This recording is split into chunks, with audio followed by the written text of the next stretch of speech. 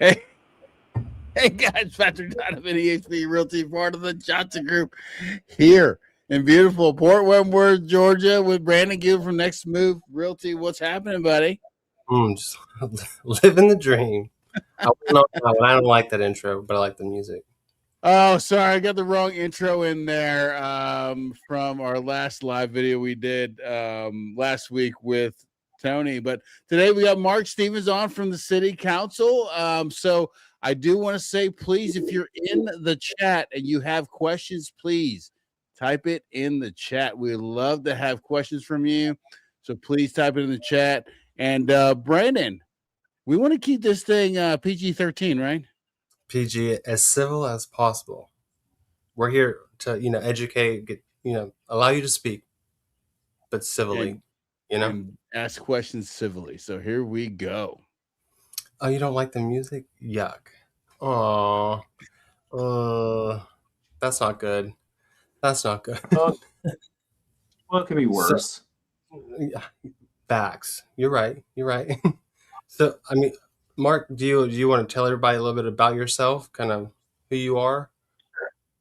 Sure. My name is Mark Stevens. When I'm not sitting on City Council, I work in cybersecurity. Matter of fact, today was a very busy one. Having to attend several emergency web meetings, based on current events, on what's going on in Iran. Essentially, from a security perspective, what possibly can be done to protect ourselves, and what is most likely to happen when attempted retaliation strikes happen, to the company I work for. So I've actually had to meet with the State Department today, so it's been a long day. Wow. Well, thank you for coming on and taking the time to be with us. I really appreciate it. We're going to talk about the chat real quick. So Thomas Barbie says, good evening to my brothers. Hello, y'all. Thank you for coming. Hello, y'all. Thank you for coming, Thomas. Says interesting. All right. Excellent.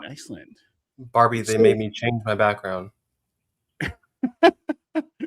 So, Mark, can you tell us a little bit how long you've been on the council? This is my 8th year on council. I was appointed back in December 2018, and to fulfill the unexpired term of my predecessor, Paul Fox. And I stood to succeed him, and I got elected on my own. All right, fantastic. I've been on council since then, and I've seen the city grow exponentially. It's been rapid over the past decade. How long have you been living in Port Wentworth? I've lived here since 2013. So wow, going on year 13, I think. Yeah. Year 13. All right. Well, I did get the opportunity to talk to you. And once again, if you guys got questions, please put them in the chat. And I would say thank you, Josh, for coming on. Savannah's favorite food enthusiast, Tony Berna. Thank you for coming on. Jennifer, thank you for joining. I appreciate it. Okay. So I'm going to ask you the first question. All right. You and I had a chance to have a conversation on at lunch one time. You paid for my lunch, and I really appreciate that.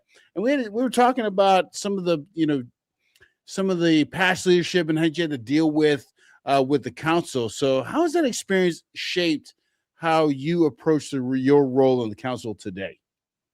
Well, in my time on council, I've seen the city, like I said before, I've seen the city experience rapid growth over the past decade.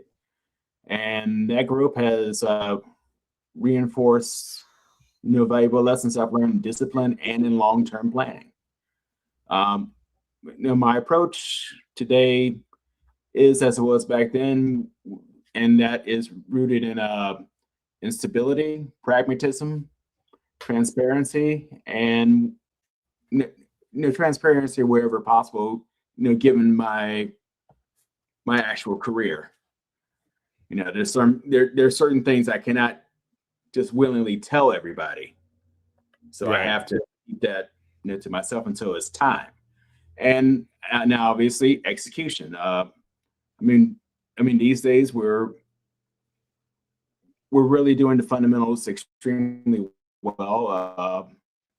We're focusing on infrastructure, public safety, quality of life, and all those are what I would call the first criteria. And also, we're also focusing on the growth, because obviously, if you're not able to manage growth will manage you.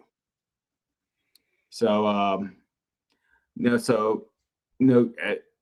growth is not something that we chase willy-nilly. It's something that we have to deliberately manage. And we also approach it with, I think we approach it with discipline. That means taking a long view,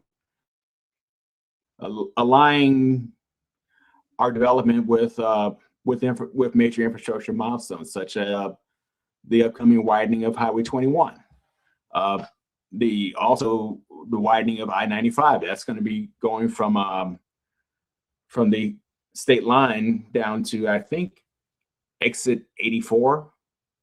I'll have to recheck my DOT notes, but I think that's how it's going to happen. And obviously, coming in May, FEM Parkway, that's finally going to open. To me, that's what I characterize as very thoughtful sequencing, not reactive governance. Okay. That's fair. All right. That's fair. That's good. Okay. So there's been talk about how contentious things used to be. Do you feel that the culture of the city council has changed? And if so, how would you describe it now?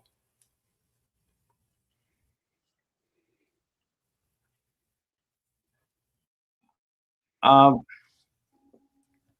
believe today it's more geared towards project-driven solutions than in years past.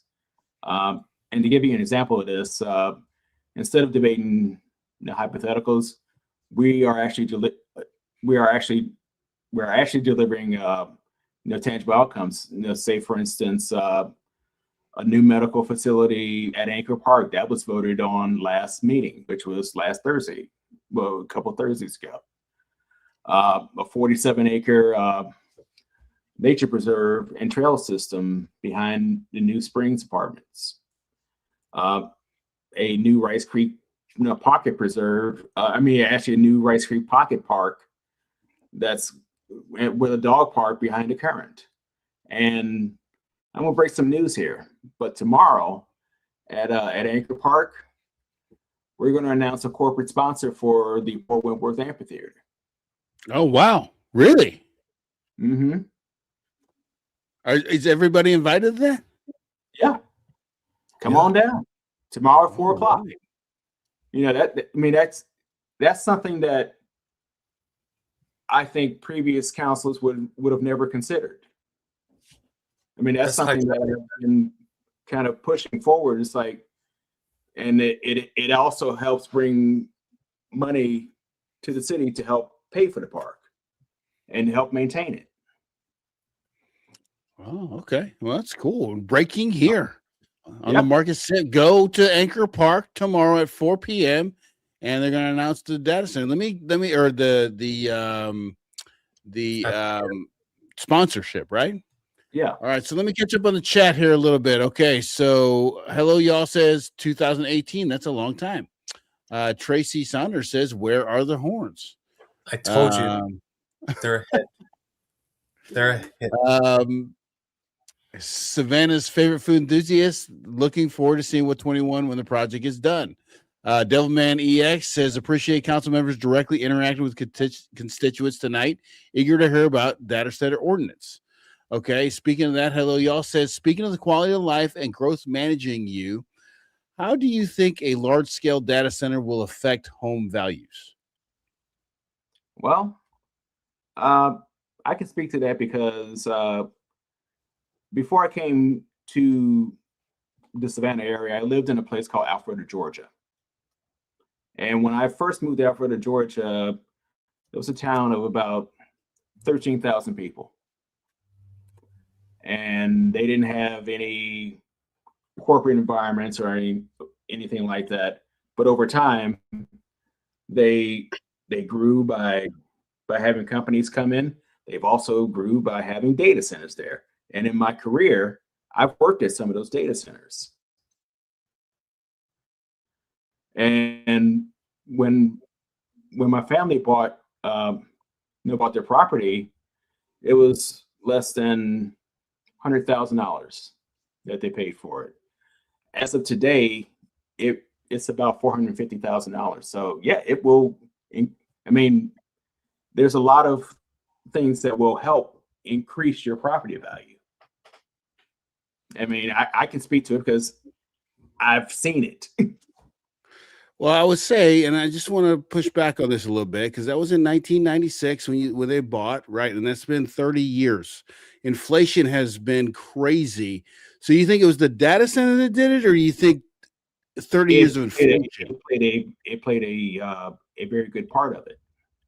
I mean, it's going to happen, and the fact is that as it stands right now, nobody, as of close of business today, nobody has filed any paperwork or anything like that for a data center. So, I understand when people hear the term no data center and they get nervous. I mean, some of the stuff that I mentioned at the meeting back in December, which, they were saying all this noise and stuff like that. It's like, I didn't hear any of that when I worked there. When I worked at what kind of data center did you work in?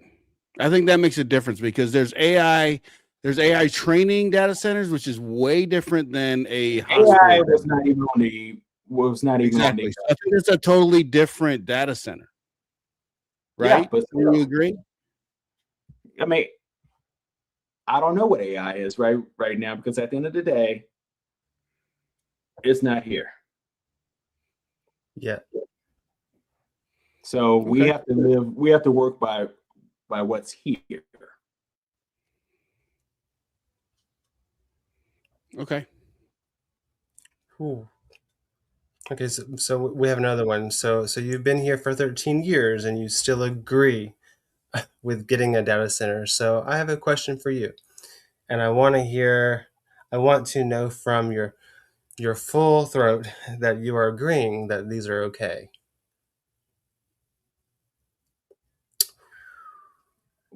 Could you? I think what she's asking is that you're saying that data centers are okay. That's what she wants to know. If you're saying that they're okay, with your full throat. Let me ask you to think about this. Do you want more trucks on the road? Because I've heard people raise issues about traffic, trucks on the road. I mean,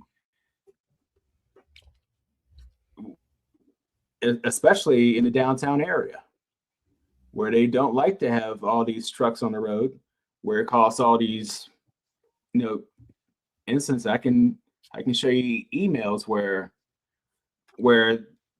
people have sent emails to me and members of council raising concerns about all these trucks that are on the road. I mean, when it's all said and done, it's going to be 6 1/2 or the other. I've replaced plenty of windshields because of those. I mean, but is it traffic, trucks on the road? Traffic over environment? Is it traffic over environment? Or do you want? Well, I mean, do you want the trucks on the road? Do you want the traffic that the trucks bring, or would you rather have potentially a data center?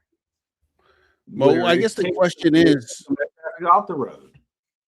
Mark, the question is this. For one, we're not going to get rid of the traffic we already have, regardless of what we put across the street. But the one thing we can say is that what is the best case? And I think we talked, I said I was going to ask you this question. So what is the best case scenario for the residents? What are we tangibly getting if we get a large scale data center? I guess that's what the citizens want to know, because, you know, we hear about the power, we hear about the water, we hear about the noise, right? But what are the citizens going to get if we do get one? I guess that's what everybody's wondering.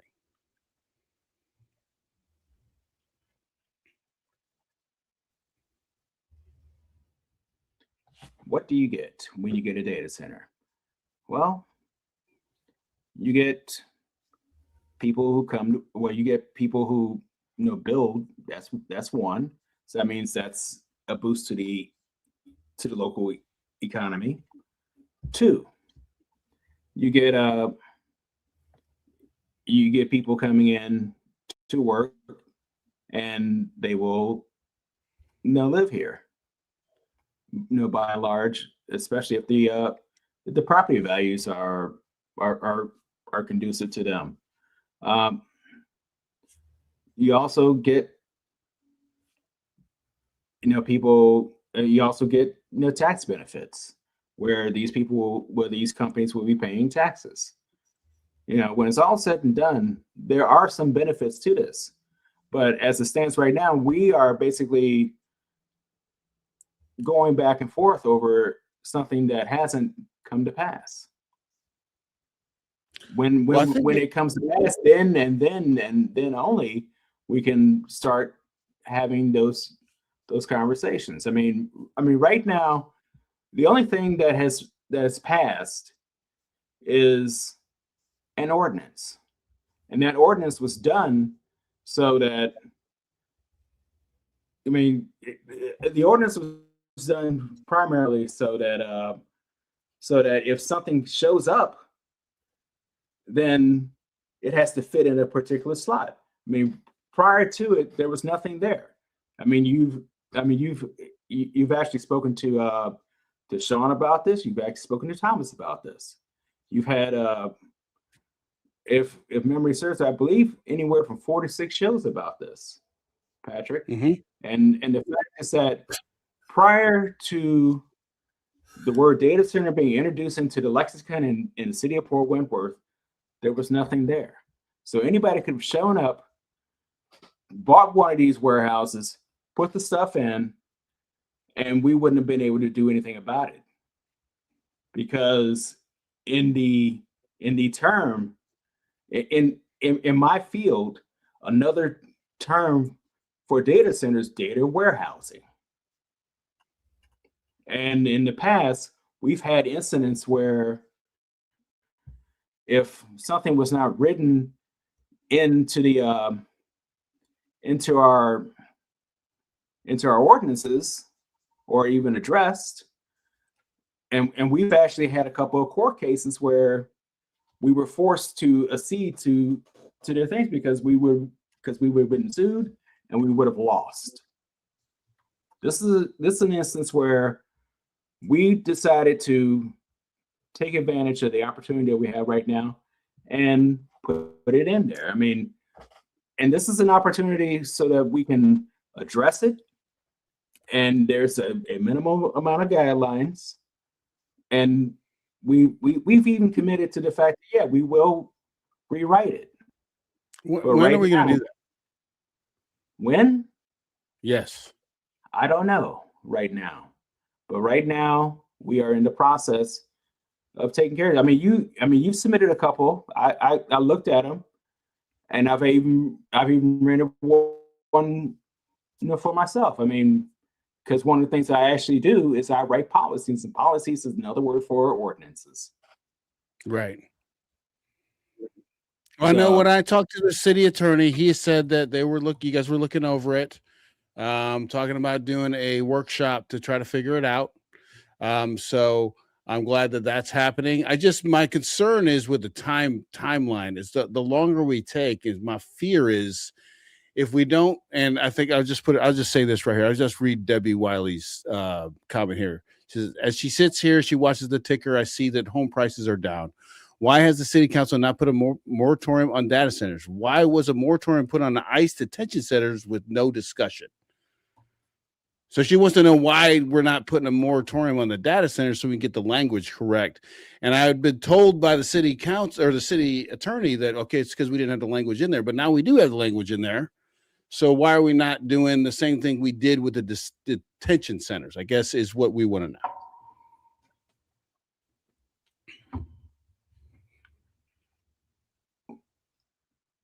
Well, the moratorium basically, it's for proactive use. I mean, for land use. I mean, and also the thing is that it's showing that we're trying to be thoughtful and responsive at the same time. I mean, and the idea that it was just directed towards ICE, that's not necessarily true.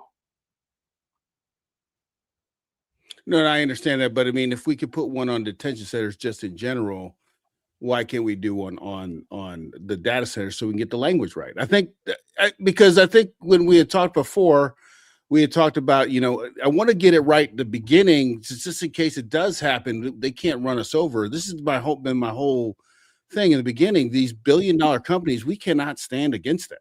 Once they come, there's no going back. So if we get it right in the beginning, then they can't steamroll us. Do you see what I'm saying? I think, and that's why Debbie is asking that question. Like in Nashville. Just kind of popped up. People are pissed. We're not Nashville. Yeah, right. We're not Nashville. We're not Indiana. We're not Arizona. We're Port Wentworth. So you're going to do it right. We do things differently. Yeah. And I believe they didn't have somebody who has a knowledge of the industry on council.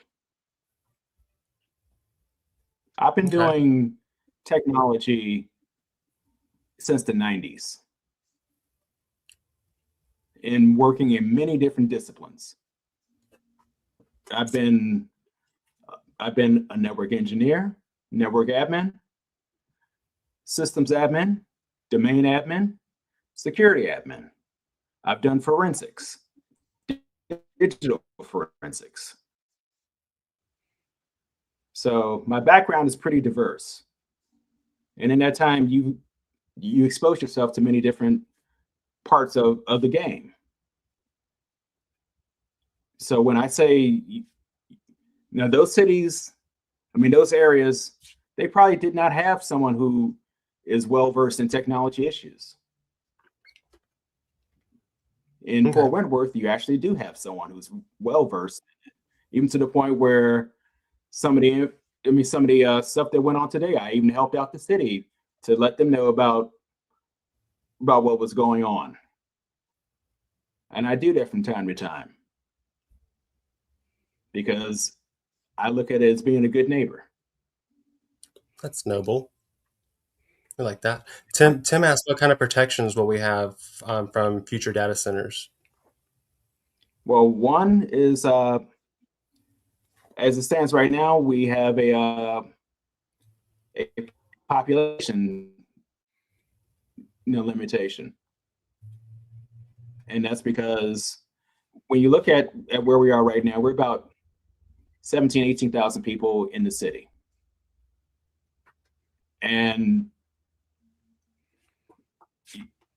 if you get to 27.5, then there may be a second one, but where would you put that second one? Right. No doubt. So I know that you had said that Alpharetta had, and this is going to be my own question because it kind of comes on the real estate thing. As you know, me and Brandon are real estate agents, right? Yes. And showing people houses regularly. They eliminate homes based on proximity to things like jails, data centers, sewage plants, you name it. Buyers will cross homes off the list because they are too close to one of these things. That's why when you tell me about the Alpharetta home values going up, or I just, for me as a real estate agent, we look at these numbers daily, right? And I know the mind of a buyer. Yeah. I still don't see how the council thinks that this is going to raise property values when we're dropping it literally within half a mile of Rice Creek. I don't know how Rice Creek's going to survive personally. And then Rice Hope. So I don't understand where you guys get that Let me ask thought. you a question. You were talking about, Rice Creek, and several people talking about how warehouses were coming all over the place. Even one behind some people off of I believe it's Hasty Point. It was right behind. You know, and they were blaming the council for voting for this stuff. And ironically, the people that some of the people on Hasty Point were blaming. Well, they were trying to blame the current council for something that the past councils did. And of the people that were part of the past council, two of the people stood up against it. We lost. We did not win that vote, but they still wanted to come after us because, God knows why. I imagine you were one of the ones that voted against it. Were you one of the ones that voted against it? Or are you not able to say that? Okay. Well, I thank you for that. I never voted for a warehouse. See, that's good to know. That's why I'm happy you're here, so I've never voted for a warehouse. We can learn about some of these things that people don't know. If you're in the chat, you don't know that Mark Stevens voted against it, then now you know. Well, it doesn't matter, especially when you have some people who are going to be willing to say, well, you voted for warehouses. No, I didn't. And I'm willing to stand 10 toes down and say no. These people tried to sue me. Wow. Sue me in my professional capacity and my personal capacity. And even then I was like, no. So when I say I stand. And I appreciate that. It's unfortunate that not everybody is able to, was on board with that. And this is the kind of the thing I was talking about before is that, a lot of the things that the council done in the past that didn't include everybody on the council, right? You guys are paying for that. I know that we've had Sean and Thomas Barbie on here. But this is why I wanted you guys on here to tell us your perspective and your side. That's why we're asking these questions. So Brandon, give us another question from the chat. Oh my God. I've been trying to read these things. There's a lot going on here. Well, actually, while we do that, why don't you just read one from Facebook here and I'll look through the chat, okay? Well, someone asked for you to ask this question. No, go ahead. Ask this one. Do you believe in climate change? Oh, is that what you're going to ask? Do I believe in climate change? Yes, I do. Yes, I do believe that man is the one that has done a lot of things to the climate that has been adverse. So do you think a data center is better than a warehouse? I'm not one of those climate change deniers.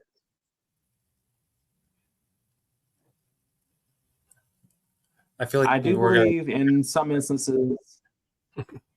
I don't want this to be the data center show, Right. Because at the end of the day, it does not do anything for you. It doesn't do anything for us, because there's a lot of things other than data centers that are going on in this city.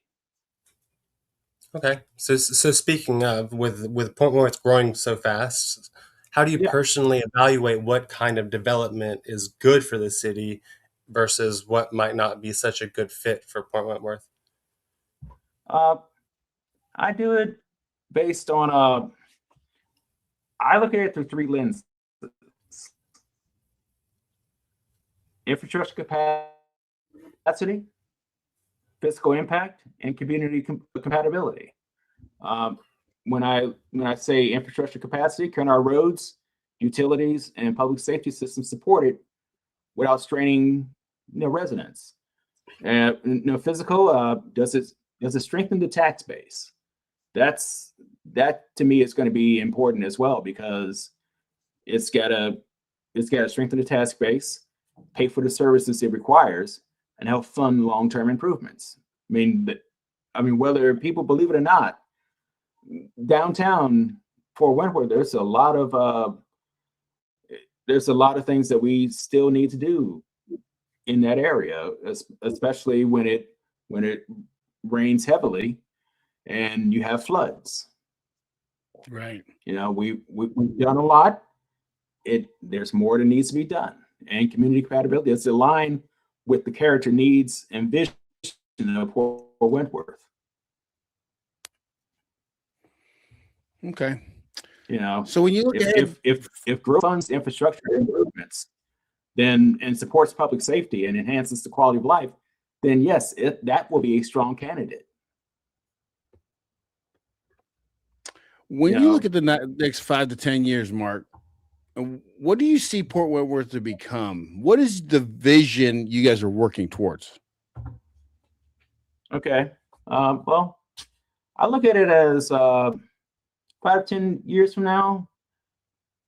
Ideally, I would like to see that Highway 21 has been widened and is functioning efficiently, that project has been completed. I also look at the I-95 interchange has been completed or is near completion and is going back and forth. 5 miles an hour. I also look at the Benton Boulevard expansion as being completed, because that was something we voted for last November as part of the SPLOST. Look at FAM Parkway has been fully integrated and is working into the regional traffic flow. That downtown has been secure from heavy truck traffic. I also look at a vibrant Anchor Park where everybody can work out, exercise, go to concerts, go to events there. Look at our Greenwood system and our 47-acre preserve. I also look at our expanded medical access at Anchor Park and a walkable parks around the city, and also a fully immersive experience with the Anchor Park Entertainment District that's going to be coming online. I mean, it's a vision of a city that didn't just grow here, there, everywhere else. It is something that has grown with a purpose, that is able to attract people who want to come here, who want to make Port Wentworth their home, who want to be able to live, thrive, and just have fun. I don't want it to be a city of warehouses, which prior to where we were going, that's where it was most likely headed, because back in the day, they didn't have those opportunities presented to them. Sometimes it takes a 3-word email to change the course of a city. The fact that you're wearing that hat, Patrick, that's part of I'm excited, man. I like to thank Pooler for helping to inspire the change, but it took a 3-word email. And the fact that we're sitting here talking about the growth opportunities that we have right now. Yeah, I'm definitely excited about Anchor Park. I know that not everybody's excited about Anchor Park as much as I am, but I think it's going to be good for green space for the kids. I mean, I just It's think gonna be about, good. I think it's you gonna know, be I think great. about bringing my kids to Forsyth and to Lake Mirror when I lived in Savannah all the time. Like, and they Mhm. don't really have a place like that here. So to have that, I mean, you could drive all over to Springfield, which is forever away. You know what Yep. I'm saying? Well, you have one right here like this where you can go play basketball, you can play football, soccer, go see a hockey practice, go ice skating, all that stuff. I just think that's Curling. fantastic. Yeah. And also the thing is that, you know, I want to have the ability to have the city to essentially have its to be able to keep its tax dollars here, not have to go to Pooler for this, or go to Rincon for that, or go to Garden City for this, or go to again and again. Yeah, you know, that's what I want. And if that's a problem to some people, then let's have that. Let's have that conversation. I'm at City Hall. If you want to have if you have a problem, you want to go to City Hall, let's talk it out like adults. You know, because at the end of the day, I want the city to grow. I want the city to thrive. I want the city to be the leader in Chatham County. I want Pulu to be on his heels and say, "Oh my God, what have we created?" It's cooler and cooler. Brandon lives in Pooler. I hate the traffic here too. Because we have the people ready to go. You know, It's not great. this is not. I mean, to me, no. I mean, when I first came here, this was a city of 6,000 people. And nature and trees, and they're all gone. And in that 13 years, it has grown to 17,000. And I'm anticipating by the end of the decade, we're talking close to 20. That has, I mean, that alone is saying that we're doing something right here. Or you're cheaper than Pooler. Hey, you got to start somewhere. Hey, amen. So I'm gonna play off of Debbie. Debbie Wiley was like, okay, so you don't want to talk data centers, so NDAs is kind of what she's bringing up and asking about. How about no more? So transparency is what everybody stands on. Transparency. So why not? How much control do you have over NDAs? Like, can you say if you want to buy something, then you need to be on it? It needs to be out in the public. Why is everything so secretive? I think that's causing a lot of confusion and a lot of animosity with people. And they talk about what? My question is, what are you talking about as far as secrecy? I mean, Well, there's like everything. I mean, you're talking to somebody who actually works.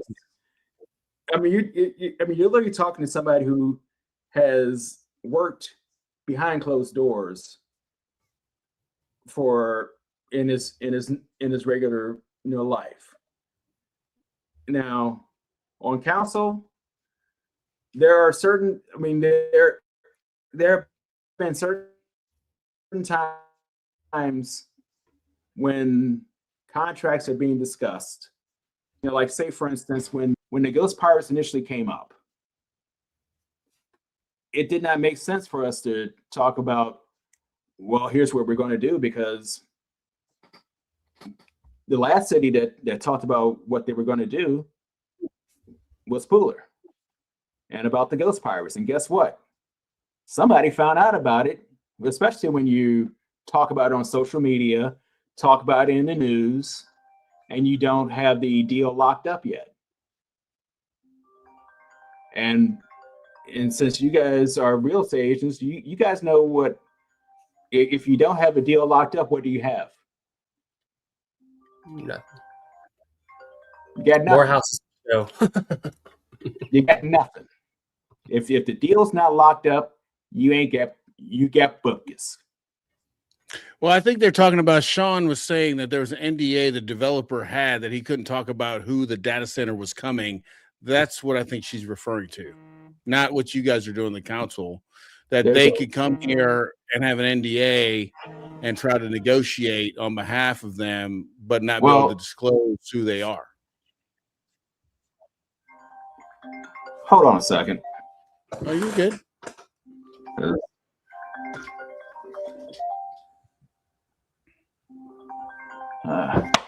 I'll deal with that later. Well, there you're talking about a third party who has a deal with somebody else. Right. That third party is no concern to me right now.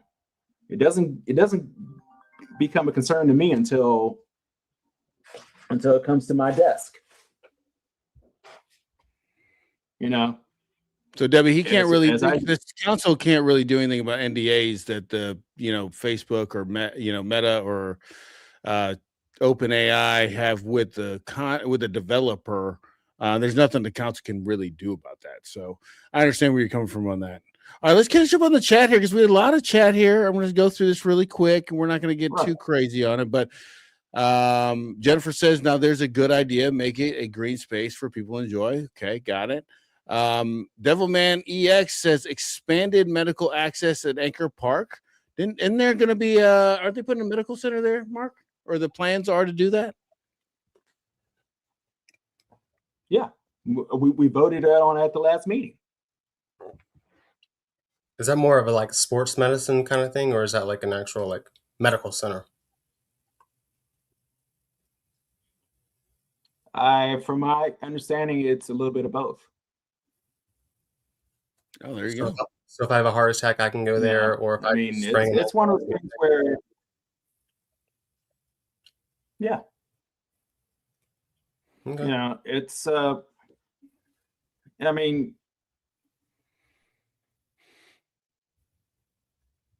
the fact is that we are really, and hopefully you guys stop buffering to the point where we can be, basically everything is nice and flat. Okay. All right, Brandon, what you got? I mean, I'm still reading all these comments. This is a lot. All right, let me pull one up from the Facebook. Okay, Maddie Kyoto says, I would like this council to consider drafting an ordinance that would prohibit any data centers in Port Wentworth now and in years to come. Our city is simply too small to support a data center while maintaining the quality of life that our residents value and deserve. As we are all aware of all the cons and challenges these data centers contribute to their surroundings. I also suggest conducting a survey of taxpayers to clearly determine how many residents oppose data centers. Now, that's a good question. Could we do a survey or something like that that would get the taxpayers to kind of vote to see if they want it or not? Could we do something like that? That would be something that we would have to discuss as a whole. I mean, I don't know what the practicalities of that would be, and as someone just told me, I mean, there are no NDAs with the city. So where people are getting this stuff from, I have no idea. And maybe it's coming from some of these pages and social media that specialize in misinformation. No. Back in December, Sean Randall said on here that there was an NDA with the developer and a major data center. That came from Sean, not Facebook.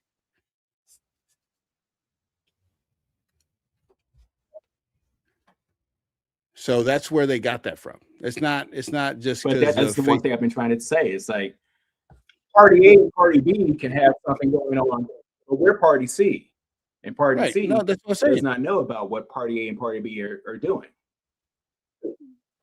Yeah, and I said that. That's what I said. I told So, Debbie that the council as couldn't far do as I'm nothing about concerned- that. Right? But it's I said that.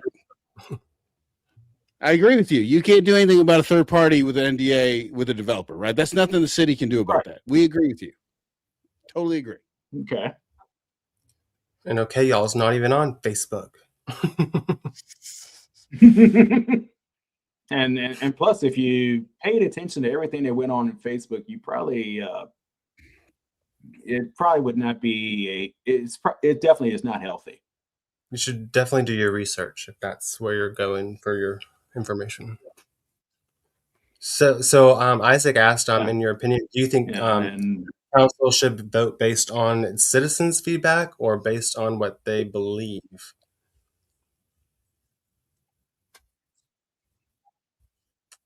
I didn't hear because you were buffering again. In your opinion, do you think council should vote based on what the citizens' feedback is or based on what they believe? From Isaac. Haven't heard from him in a long time. He's That going in. depends. I can go in harder too. But the fact is that that really depends on the situation, because I mean, do you want to? Okay, let me ask this question. Now, we do still, our form of government is still a representative democracy, correct? Republic. It's a republic, yes. Yes. It's a representative democracy because you elect the people to represent you in the government, or it's a representative democracy.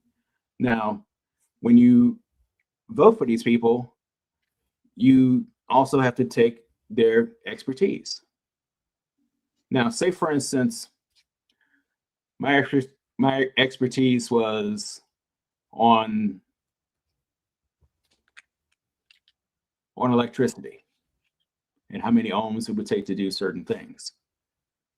Now, I could listen to what somebody says on social media about what those things are. However, if I have 30, 40 years of knowing this stuff, and my experience is far superior from what somebody else says on social media, who am I going to rely on?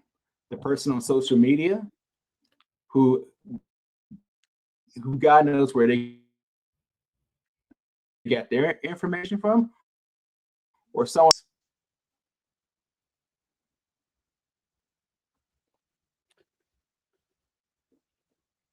Are you there?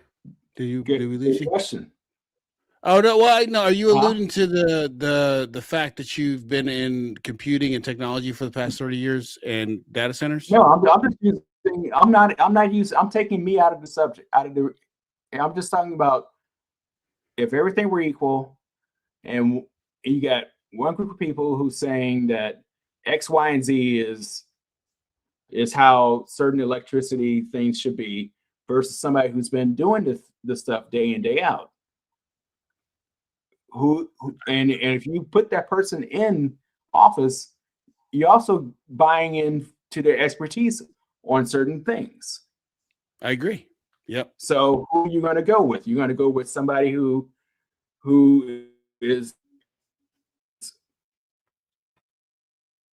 God knows where they get their information from, or someone who's been doing it day in, day out. To a lot of people over the years. I mean, if you put the person in to do the job, you got to give them the support that they know what the heck they're talking about. Otherwise, why are we having this? This is why it's important to vote, guys. Like everybody would say, right? Because if we are going to live in a democratic society, you do have to trust the people now in charge. But I would say though, and this is just kind of the the other thing I would say, though, if there is a large push for something from the citizens that they don't want, that is obvious that they don't want, and it's almost unanimous, well, wouldn't you want to take their input? I will listen to them. Is it like a dismissive listen to them, or is it like a, hey, let me tell you like what I No. know and my knowledge? And No, Brandon, I'm not one of those people who's gonna take it in one ear and just throw it out the same ear. When I listen to somebody, and I do believe the people that I've helped over the years will attest to that.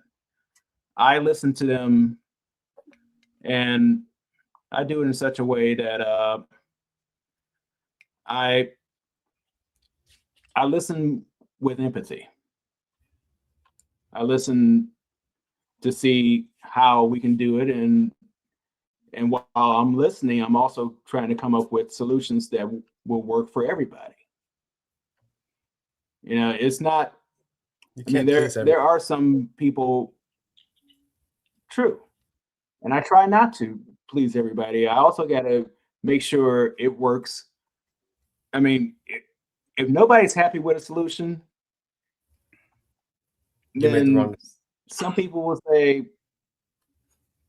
no, not necessarily. Some people say if nobody's happy with the solution, but everybody gets a little something out of the deal, then it works. Is it vocal as to what they're Yeah. getting out of the deal?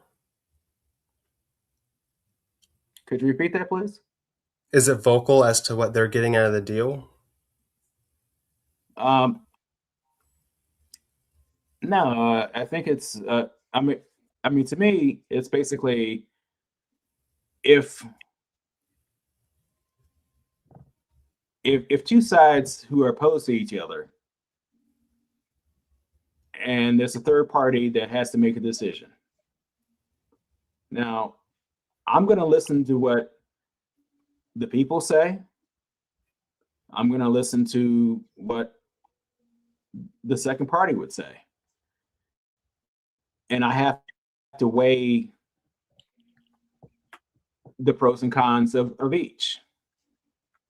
I'm still going to, I mean, the fact is that party two, they're just coming in doing their business. Maybe they'll stay, maybe they won't stay. I also will listen to the people who put me in there, because guess what? They put me there to be able to make that decision. But I will weigh the pros and cons, and if I can find a way to engineer a solution that makes both sides at least able to work through things, because at the end of the day, I am an engineer. I try and find solutions. I'm not one that's going to just choose one willy-nilly. I never have been that type of person. I actually try and find a solution. Is party B like billionaires, or is it like experts? Like the people that are going to fund everything and bring the city money? It could be either or. Either or. I mean, it can be billionaires, it can be engineers, it can be whatever. But I'm still going to listen to both sides, and I'm also going to try and find a solution. And I will use whatever tools that are at my disposal. And I have access to a lot of different tools. I also have access to a lot of different people who know certain things. I'm not one that's going to make a decision in a vacuum. I mean, in my time on council, I've never made a decision out of a vacuum. I mean, in a vacuum. If there's issues that I'm not sure with, I do believe in going to ask people who know what they're talking about, or people I trust. I'm not one to, and I mean, sometimes it's not perfect, but sometimes it's the best solution that can be given at a particular time. All right. Well, in that spirit, then I just want to kind of, and this is running long. So, hey, like I said, thank you guys all in the chat. I just gonna have one more question. Okay.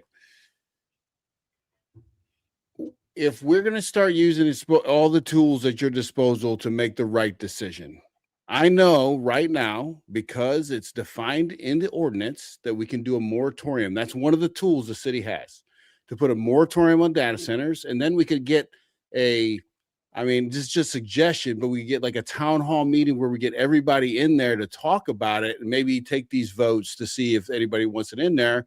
And then we'll have everybody's input. We have 90 days to do it if we put a moratorium on it. Would be, if we're going to use all the tools at our disposal to make the right decision, do you think that would be one way that we could go?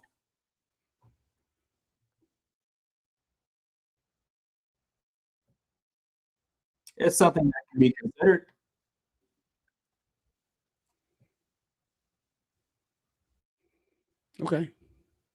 Okay. Well, is there anything, Mark, Yeah. and I want to thank you so much for coming on here. Is there anything that you want to talk about that we didn't get a chance to ask you? Well, let's see. Because I wanted to hear about some good uplifting things. Well, let's see. That's probably my job telling me about my my change, because I mean, the fact is that when I spoke to you earlier today, I been basically doing some changes while we're actually having this discussion. So, but I mean, what do you want the people to know? Like, I mean, I know you make decisions. Actually, yeah. What do you want them to know? Well, the fact is that, the fact is, one of the questions you asked me was, what does meaningful public input look like? I mean, before we hit the tangent, before we hit the path down, data centers, you wanted to ask me about what does meaningful public input look like to me, and how can the residents best make their voices heard? I mean, to me, it's that type of input is specific, constructive, and forward-looking. And I do encourage people to attend meetings, to participate in workshops, engage during public hearings. I mean, an example I can point to one when my first meeting, someone who was posting blatant misinformation online about what transpired at the meeting when I know they weren't even there. Right. That led to me, basically coming up with the policy and the plan of what we have right now, where our meetings are live streamed. You wouldn't hear about this stuff if it weren't for some of the stuff that we did, back in the day. So you were the one that got the Facebook thing off the ground, isn't that right, Mark? Yeah. I mean, I believe in applying sunshine to where there's darkness. Some people may disagree with some of my stances, but I'm the guy that does this work behind the scenes. But the stuff that you see is stuff that is very quiet, very deliberate. But the fact that we're here discussing this stuff now, you wouldn't have had an opportunity to discuss this stuff if it weren't for some of the stuff that me and some of the other now people on council have done.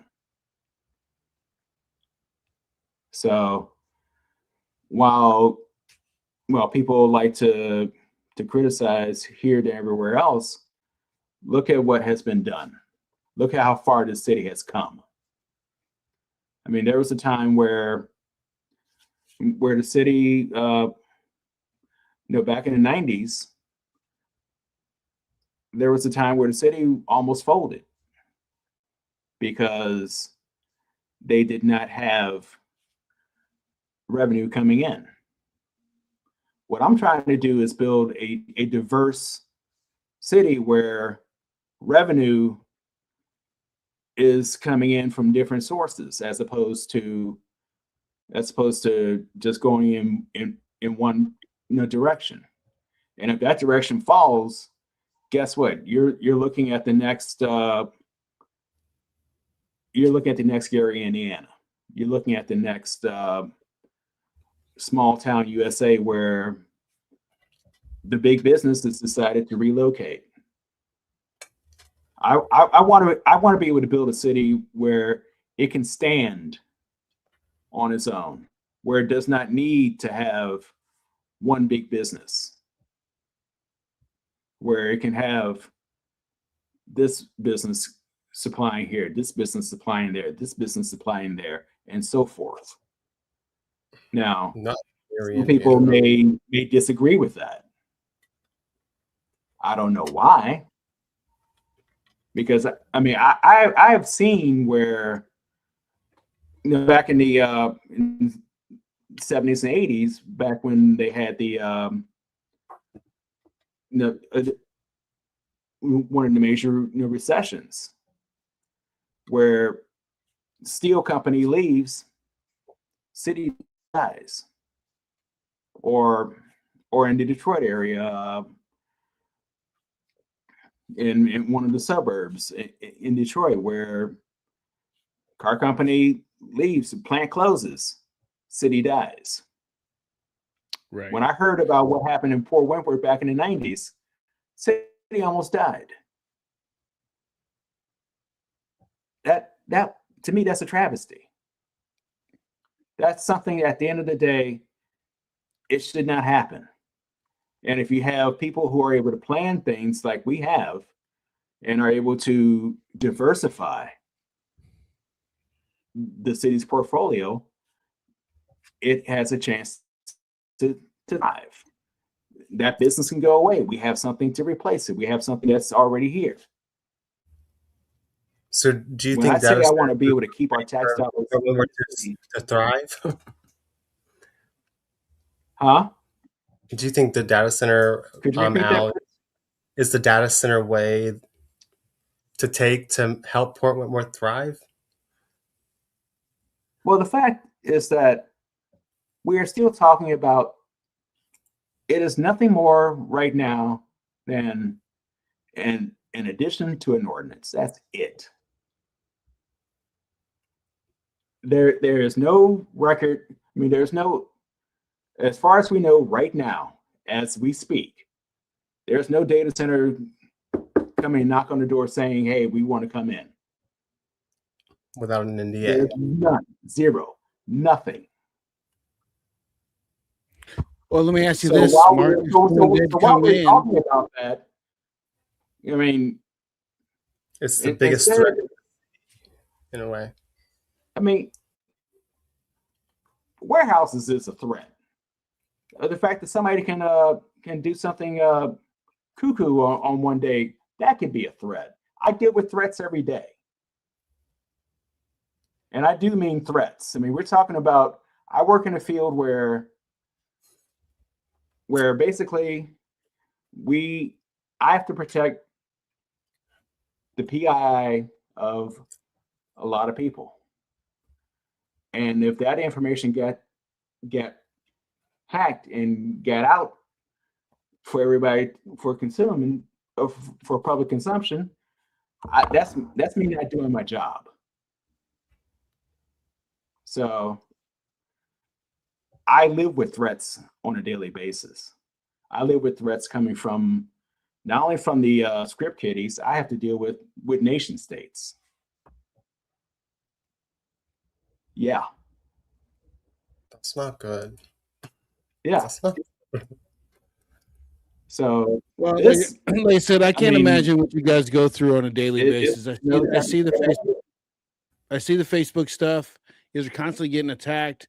I couldn't imagine doing what you guys do and then trying to keep a smiley face constantly getting attacked. So I do understand your guys' pain, right? I can't imagine what it's like. So like I said, I want to say thank you for coming on. I really appreciate your time and giving us your thoughts, and being very patient. I know the chat is probably infuriating, probably a little bit, but the people want to know. And we brought you here to answer questions. I think you answered them to your best ability. And once again, I appreciate you coming on. And I want to say to everybody in the chat, thank you so much for coming on and asking questions and being involved. I would say, like, I think we talked about, maybe Mark, we could talk about doing a moratorium later, maybe not. We'll see what's going on. But I'm saying, I appreciate you guys saying your voice out here. Let's be friendlier in the Facebook, by the way, if we can, right? To everybody. Everybody's trying their hardest. And if the people in the chat want to have a conversation with me, I can be at. Hey, if the people in the chat, if you want to have a conversation with me face to face, I'm at City Hall. Just let me know when you're coming, I'll be there. And we can have a free lunch. I didn't get invited to lunch. You might even get a lunch out of it. you weren't in the neighborhood. You weren't there, Bray. I'm sorry. You missed out on the great lunch from El Ranchitos. But Mark, like I said, once again, I appreciate you coming on. Everybody in the chat, there's too many of you to thank, but I'd say thank you all so much. Brandon, you got anything that I'm missing? I mean, other than all these chat comments, no. I mean, we can't cover them all. It's like a book. But like I said, thank you all for watching. I really appreciate it. Next week, actually, whoa. I'm sorry, don't leave yet. I want to show you guys what we got going on next week. So big one next week. We got Krista Penn. She's running for Buddy Carter's seat. She's a Republican. And we're having Michael McCord on the next week. He's a Democrat running for the same seat. So please come on. David Dilley he's running for Georgia House 161. That is what it represents us.